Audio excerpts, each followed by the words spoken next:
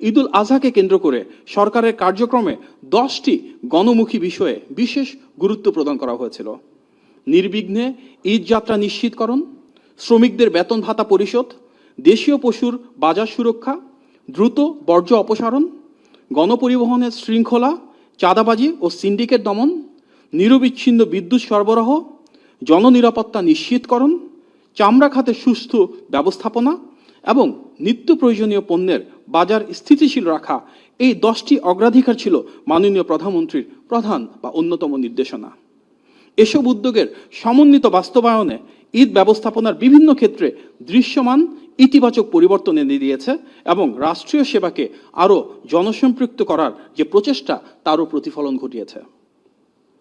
দীর্ঘ ছুটির সিদ্ধান্ত ও ট্রাফিক ব্যবস্থাপনা নিয়ে আমরা দেখেছি যে নিয়মিত সাপ্তাহিক ছুটির সাথে সমন্বয় করে সরকারি ছুটি 1 সপ্তাহ পর্যন্ত বর্ধিত করা হয়েছে। ফলে সরকারি উদ্যোগেই পরিবার পরিজনকে সাথে নিয়ে আমরা এবার ছুটিতে কিছুটা বেশি সময় কাটাতে পেরেছি। ঘরমুখো মানুষের যাত্রা নির্বিঘ্ন করতে ও সার্বিক শৃঙ্খলা বজায় রাখতে সার্বক্ষণিক মনিটরিং ও বিশেষ ব্যবস্থাপনা গ্রহণ করা হয়েছে, যে কারণে ঈদের আগের দিনগুলোতে মহাসড়কে একযোগে যানবাহনের চাপ অনেকটাই কমে গিয়েছে।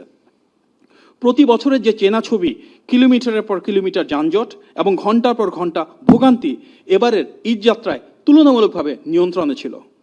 তারপরও যতটুকু হয়েছে সরকার সচেষ্ট থাকবে আগামীতে সেটিও সমাধানের জন্য। এবার সামগ্রিক ট্রাফিক ব্যবস্থাপনা যথেষ্ট উন্নতি এবং অতীতের তুলনায় সড়ক দুর্ঘটনা কম হলেও এর আড়ালে কিছু পরিবারের ঈদ আনন্দ রূপ নিয়েছে আজীবনের কান্নায়।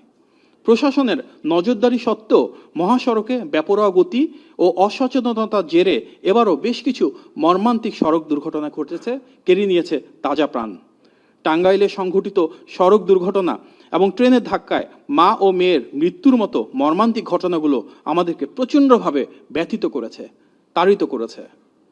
স্বজনহারা মানুষগুলোর ঈদ কাটছে শূন্যতা ও কান্নায়, যা কখনোই পূরণ হবার নয়। প্রতিটি মানুষের জীবন অমূল্য। এই মর্মান্তিক প্রাণহানিতে আমরা গভীর শোক ও দুঃখ প্রকাশ করছি এবং ভবিষ্যতের যে কোনো উৎসবে যে কোনো মূল্যে জনসচেতনতা বাড়িয়ে মানুষের জীবনের নিরাপত্তা আমরা অবশ্যই নিশ্চিত করতে অঙ্গীকারবদ্ধ থাকব।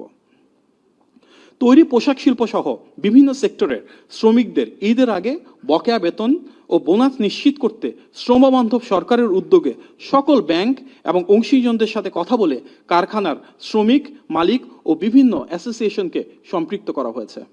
বিভিন্ন কৌশল ও পরিকল্পনায় একটি সুষ্ঠু, সুন্দর ও আনন্দঘন পরিবেশে শিল্প কারখানা শ্রমিকদের ঈদ আনন্দ নিশ্চিত করা হয়েছে। ফলে আমরা দেখেছি ঈদের ঠিক আগে বকেয়া বেতনের দাবিতে মহাসড়ক অবরোধ বা শিল্পাঞ্চলে সেরকম বিশৃঙ্খলা তৈরি হয়নি, যেটি ছিল বিগত সময়ের নৈমিত্তিক ঘটনা। প্রায় সকল কারখানায় নিয়মিত এবং সময়মতো শ্রমিকদের বেতন ভাতা পরিশোধ করা সম্ভব হয়েছে, নিশ্চিত করা হয়েছে উৎসবমুখর ঈদের পরিবেশ। এর ফলে লাখো শ্রমিক ও তাদের পরিবার আর্থিক স্বস্তি নিয়ে ঈদের আনন্দ ভাগাভাগি করতে পেরেছেন এবং দেশের শিল্পাঞ্চল জুড়ে বিরাজ করেছে শান্তিপূর্ণ, স্থিতিশীল ও উৎসবমুখর পরিবেশ।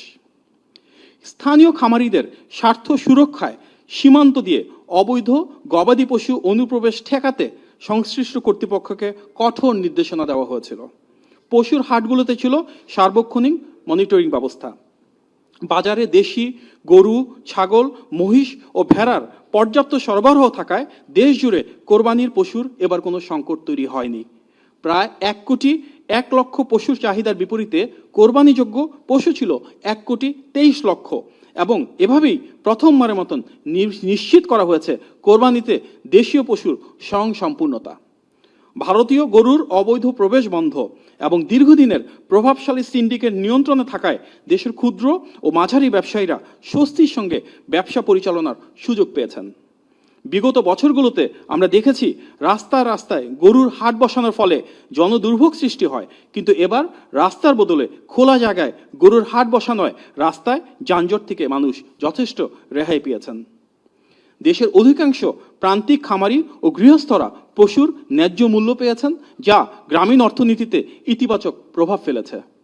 তবে বাজারে চাহিদার তুলনায় পশু সরবরাহ বেশি থাকায় শেষের দিকে প্রান্তিক খামারি প্রত্যাশিত মূল্য ক্ষেত্র বিশেষে পাননি বা সেই দামে পশু বিক্রয় করতে পারেননি। সরকারের দৃষ্টিও এই বিষয়টি এড়িয়ে যায়নি এবং ক্ষুদ্র ও প্রান্তিক খামারিদের স্বার্থ সংরক্ষণ, বাজার ব্যবস্থাপনাকে আরও কিভাবে উন্নত করা যায় এবং ভবিষ্যতে তাদের ন্যায্য অর্থনৈতিক সুরক্ষা নিশ্চিত করবার জন্য সরকার প্রতিশ্রুতিবদ্ধ। ঢাকার 2 সিটি কর্পোরেশন সহ অন্যান্য সিটি কর্পোরেশন ও দেশের বড় বড় পৌরসভাগুলোতে ঈদের দিন দুপুর থেকেই সুনির্দিষ্ট কর্মপরিকল্পনা ও অতিরিক্ত জনবল প্রয়োগ করা হয়। নিশ্চিত করা হয় যেন কোরবানির পরবর্তী 8 থেকে 12 ঘন্টার মধ্যে ঢাকা শহরের অধিকাংশ এলাকার বর্জ্য অপসারণ করা হয়েছে, যা অতীতে বেশ কয়েকদিন সময় নিত। বিচ্ছিন্ন কিছু জায়গা ছাড়া প্রায় সর্বত্র ঈদের রাতের মাঝেই পরিচ্ছন্নতা অর্জন স্থানীয় নাগরিক সেবার একটি নতুন মাইলফলক। এই বর্জ্য অপসারণের সাথে সংশ্লিষ্ট সকল সিটি কর্পোরেশন ও পৌরসভার পরিচ্ছন্নতা কর্মীগণ যারা পরিবারের সাথে সময় না কাটিয়ে শহরের পরিচ্ছন্নতা ও সৌন্দর্য রক্ষায় নিয়োজিত ছিলেন, তাদেরকে আমরা সাধুবাদ জানাই।